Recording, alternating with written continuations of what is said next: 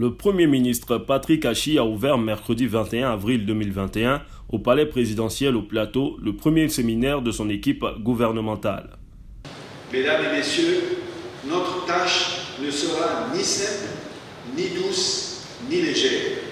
Elle sera faite d'exigences, d'obstacles et d'engagements. Le président de la République, son Excellence M. Alassane Ouattara, traduisant l'importance de la mobilisation et du travail qu'il attend de son gouvernement, indiquait au cours du Conseil des ministres du 7 avril dernier, et je cite, « Les défis sont encore nombreux pour la mise en œuvre réussie de notre ambitieux programme de développement intitulé « Une Côte d'Ivoire solidaire », qui place chaque Ivoirienne et chaque Ivoirien au cœur de l'action de l'État.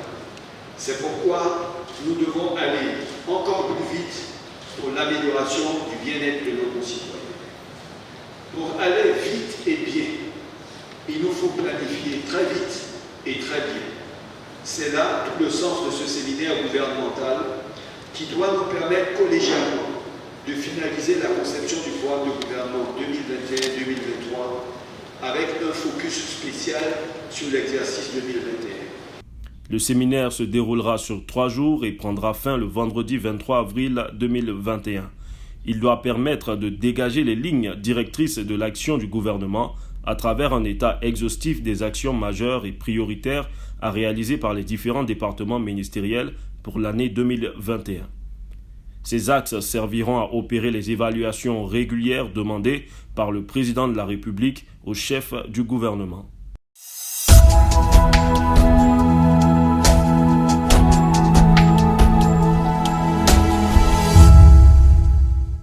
Koné Drissa, conseiller spécial du président de la République chargé des cultes, a remis mardi 20 avril 2021 au siège du Conseil supérieur des imams des mosquées et des affaires islamiques, COSIM, à l'imam Ali Ouattara, plusieurs tonnes de riz et de sucre à la communauté musulmane de Côte d'Ivoire. Les dons de cette année sont strictement équivalents à ceux de l'année dernière. Ils sont essentiellement constitués de sucre et de riz. Ainsi, 68 tonnes, 300 kg de sucre sont offerts aux structures, aux associations, aux mosquées et autres institutions religieuses. 66 tonnes de riz sont attribuées à ces mêmes entités. Ça, c'est pour Abidjan. Pour l'intérieur du pays, c'est 345 tonnes 200 kilos qui sont offertes tant aux imams qu'aux fidèles musulmans, bien sûr. Ils sont membres de ces structures et associations. Et 339 tonnes de riz qui sont attribuées à ces mêmes entités. Le président, par ce geste, renouvelle sa solidarité avec la communauté. Après la réception du don, l'imam Ousmane Diakité, au nom des imams et des instances du COSIM, a exprimé au chef de l'État sa reconnaissance. Nous voulons dire merci au président de la République. C'est devenu une tradition maintenant depuis plus de 10 ans. Nous le disons chaque année, le président n'a pas attendu d'être au pouvoir pour poser des actes de solidarité, notamment avec les musulmans. Il l'a toujours fait. Les imams voudraient exprimer leur reconnaissance et leur gratitude. Prenant congé des imams, l'émissaire du chef de l'État a demandé aux guides religieux de prier pour la paix et la stabilité du pays.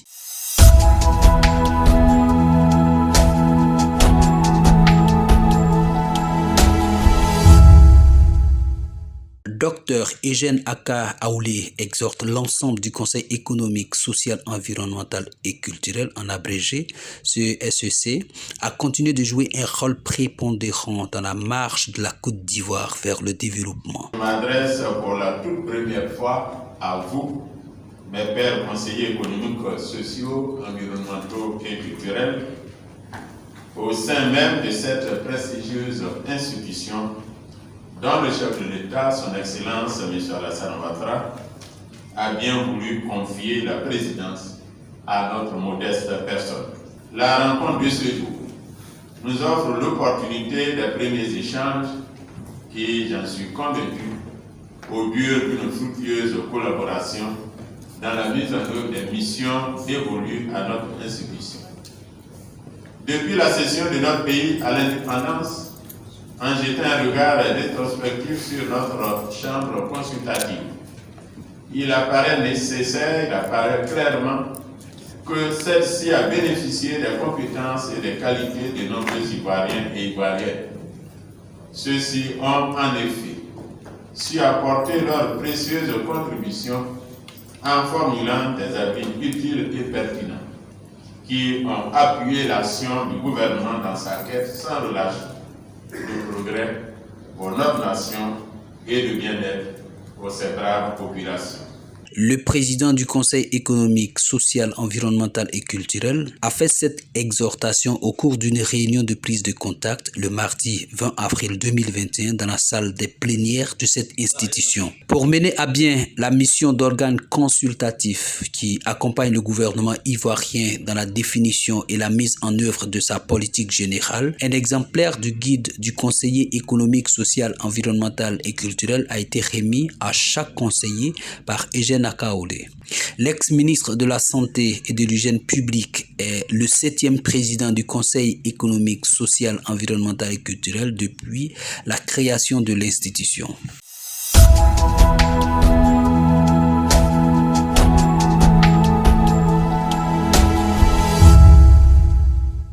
Chevalier et officier du mérite sportif, grand officier de l'Ordre national, bénéficiaire de plusieurs autres distinctions honorifiques, Mohamed Salamé est ambassadeur de l'Organisation internationale de la francophonie pour le libre ensemble et le vivre ensemble depuis 2017. Il est aussi le président de l'ONG Main dans la main. Cet homme dont la vie a été un parcours de défis relevés est l'auteur de Une vie de Paris, une œuvre autobiographique de 22 chapitres répartis dans 5 parties de 208 pages qui retracent son parcours. Né en septembre 1961 à Abangouro de parents libanais, Mohamed Salamé s'est intéressé au sport, particulièrement au football, contrairement à son père, Salamé Ahmed, un grand passionné de pétanque. Jeune écolier au collège Kirman d'Abangouro, il organise des tournois comme le tournoi des 2A à Dzopé et à Bangourou, puis des 3A à Dzopé, à Bangourou et à Beauville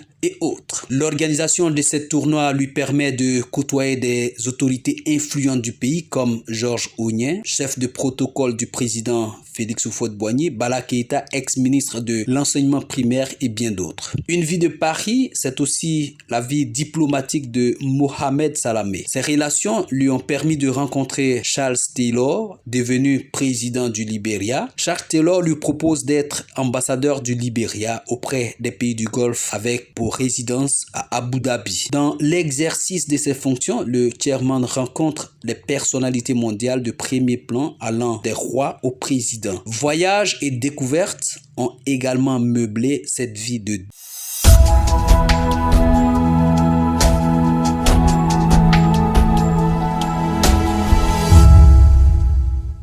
Il est 9h50 ce mardi 20 avril 2021, premier jour d'examen à Holy-Cop Academy à 10h30.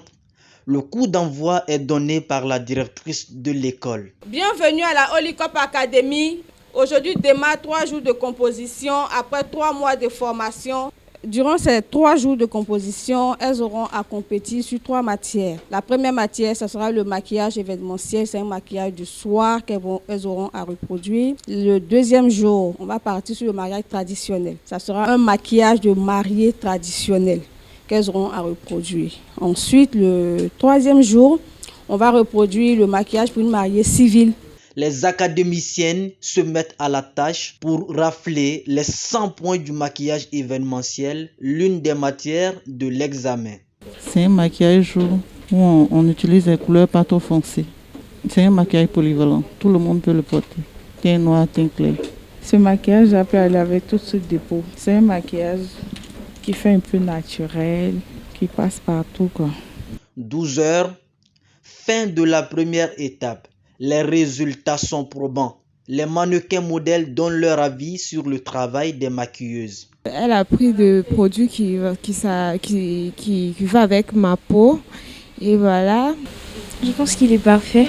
Après la coiffure et l'habillement des modèles, les 10 académiciennes exposent leurs travaux au jury composé de la directrice et de certaines de ses collaboratrices. Moment de félicitations et de critique. J'ai envie d'acclamer. Pourquoi acclamer? Parce que Elvis a bien posé les femmes. Bravo, les femmes sont très bien posées. Regarde comment tu as écarté ses yeux. Hein? Elle-même a les yeux déjà écartés. Donc ici tu devrais corriger.